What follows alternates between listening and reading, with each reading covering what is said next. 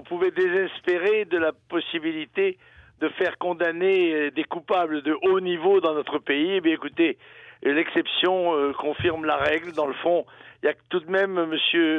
Chirac s'est fait pincer les doigts dans la porte avec une condamnation très grave, condamnation à la prison, dont on voit bien que le sursis n'a été attribué que pour des raisons d'âge et de sénilité. Mais nous avons été donc présidés par un délinquant pendant 12 ans, et mon adversaire de 2002 était quelqu'un qui aurait dû être condamné à la prison. La justice s'est passée et je n'ai rien à dire.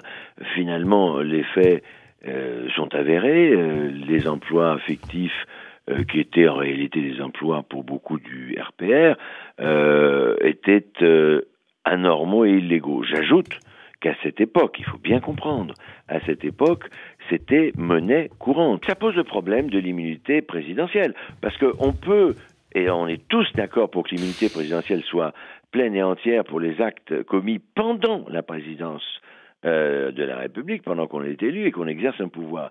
Faut-il pour autant que cette immunité s'étende à des dates antérieures? Ça, c'est un vrai problème. À une époque où on doute que tous les justiciables soient égaux, et où beaucoup de Français pensent qu'il y a une justice pour les puissants et une justice pour tous les autres, je pense que c'est un bon signal pour la démocratie française que la justice française, en dépit des mauvais coups qui lui sont portés par l'actuel pouvoir, prenne une décision comme celle-là et marque son indépendance.